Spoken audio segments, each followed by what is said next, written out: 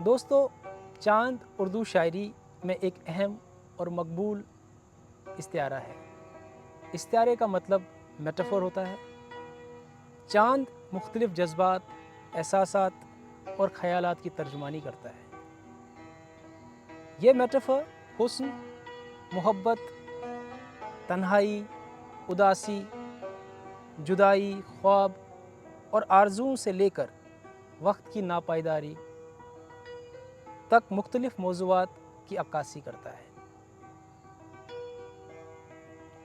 اردو غزلوں میں چاند کو بڑی خوبصورتی کے ساتھ پیش کیا گیا ہے۔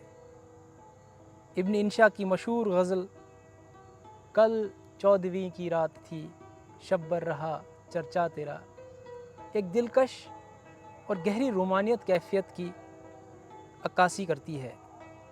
اس غزل میں شاعر نے 14ویں کے چاند اور محبوب کے حسن کو ایک منفرد انداز میں بیان کیا ہے۔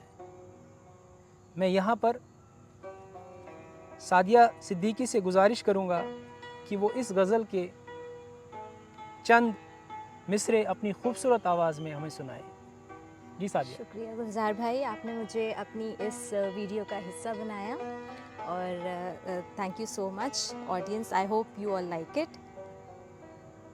کل 14ویں کی رات تھی، شب بھر رہا چرچا تیرا، کل 14ویں کی رات تھی، کچھ نے کہا یہ چاند ہے، کچھ نے کہا یہ چاند ہے، کچھ نے کہا چہرہ تیرا، کل 14ویں کی رات تھی، ہم بھی وہیں موجود تھے، ہم بھی وہیں موجود تھے، ہم سے بھی سب پوچھا کیے، ہم سے بھی سب پوچھا کیے، ہم ہنس دیے ہم چپ رہے، ہم ہنس دیے ہم چپ رہے، منظور تھا پردہ تیرا، کل 14ویں کی رات تھی، شب بھر رہا چرچا تیرا، کل 14ویں کی رات تھی۔ کیا خوبصورت پیشکش تھی سعدیہ، آپ نے بہت ہی خوبصورتی کے ساتھ 14ویں کے چاند کو، جو غزل ابن انشا کی ہے، اس کو گایا ہے۔ دوستو، ہمارے ہندوستان میں چاند کی مختلف تہذیبی، مذہبی اور ثقافتی پس منظر میں ایک اہم مقام ہے۔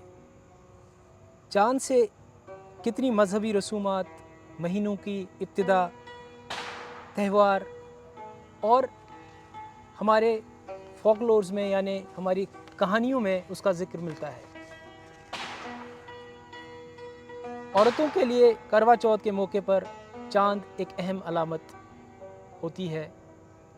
عورتیں اپنے شوہر کے لیے اور ان کی لمبی عمر کے لیے ورت رکھتی ہیں اور چاند کو دیکھنے کے بعد ہی اپنا ورت توڑتی ہیں۔ اسی طرح سے رمضان اور عید کے لیے چاند خاص اہمیت رکھتا ہے، اور چاند دیکھنا ایک خوشی اور امید کا لمحہ مانا جاتا ہے۔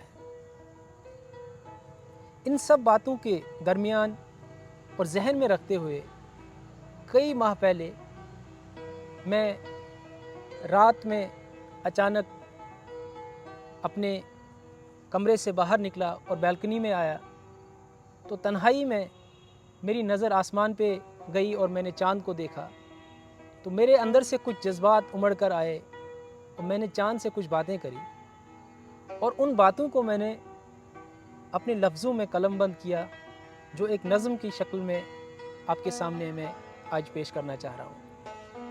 نظم کا پہلا شعر ہے، میں چاند سے مخاطب ہو رہا ہوں۔ اے چاند، ہم نے ایک دوسرے کو کتنی بار دیکھا ہوگا، کتنے لوگوں نے راتوں کی تنہائیوں میں تجھے تکا ہوگا، کتنے لوگوں کو اندھیروں میں تو نے رستہ دکھایا ہوگا، कितने लोगों ने तेरी चमक में महबूब का चेहरा पाया होगा। तेरे इंतज़ार में करवा चौथ पे कितनों ने खुद को सजाया होगा। कितने लोगों ने तुझे देखकर ही ईद का जश्न मनाया होगा। इस वसी आसमां में तेरी तन्हाई को कोई तो समझता होगा। दुनिया में हिज्र के गम में हर आशिक तेरी और ही तकता होगा। तूने तो इस ज़मीं पे इंसान के आगाज़ को देखा होगा। अज़ल से तेरे पास पहुँचने तक के सफ़र को परखा होगा। तेरे तवील सफ़र में मेरा कुछ लम्हों का ही नाता है। तेरे तवील सफ़र में मेरा कुछ लम्हों का ही नाता है, मगर इंसान की ता क़यामत के सफ़र में तेरा चर्चा होगा। मगर इंसान के ता क़यामत तक के सफ़र में तेरा चर्चा होगा। तू निकलता है, कुछ दिन चमकता है, फिर डूब जाता है। तू निकलता है, कुछ दिन चमकता है, फिर डूब जाता है। यूं ही इंसान की ज़िंदगी और हुस्न का अंजाम होता है। तू अकेला है, तू अकेला है, सदियों से इसी तन्हाई में जी रहा है। तू अकेला है, सदियों से इस तन्हाई में जी रहा है। मैं भी तन्हा हूँ, मेरा दिल उदासी लिए फिर रहा है। मैं भी तन्हा हूँ, मेरा दिल उदासी लिए फिर रहा है। जैसे तेरे अंदर भी सूरज का ही अक्स चमक रहा है। जैसे तेरे अंदर भी सूरज का ही अक्स चमक रहा है, वैसे ही मेरे अंदर महबूब का मुश्क महक रहा है। आगे लिखा है, तूने दुनिया के कितने राज अपने अंदर छुपाए होंगे। तूने दुनिया के कितने राज अपने अंदर छुपाए होंगे। कितने बच्चों को माँओं ने तेरे किस्से सुनाए होंगे। कितने बच्चों को माँओं ने तेरे किस्से सुनाए होंगे। कितने लोगों ने अपने दिल के गम तुमको बताए होंगे। कितने लोगों ने अपने दिल के गम तुमको बताए होंगे। कितने लोगों ने तुझे देख इश्क के गीत गाए होंगे। कितने लोगों ने तन्हा लम्हे तुम्हारे साथ गुजारे होंगे। कितने लोगों ने तन्हा लम्हे तुम्हारे साथ गुजारे होंगे। कितने आशिकों ने तेरी चांदनी में नाले लगाए होंगे। आगे मैंने लिखा है, मैं मानता हूँ तेरी रोशनी में सूरज जैसी तपिश नहीं। मैं मानता हूँ तेरी रोशनी में सूरज जैसी तपिश नहीं, मगर दुनिया में आशिकों के दिलों में तेरी कम कशिश नहीं। मगर दुनिया में आशिकों के दिलों में तेरी कम कशिश नहीं। तुझे देखने के बाद इश्क के सिवा दिल में कोई खलिश नहीं। तुझे देखने के बाद इश्क के सिवा दिल में कोई खलिश नहीं। हर शौक़ से हूँ आज़ाद, सीने में अब कोई ख्वाहिश नहीं। आखिरी शेर इस नज़म का, तू भी निज़ाम कायनात का हिस्सा है, अपनी कोई गर्दिश नहीं। तू भी निज़ाम कायनात का हिस्सा है, अपनी कोई गर्दिश नहीं। गुलजार भी अपने रब से है, खुद का कोई नक्श नहीं।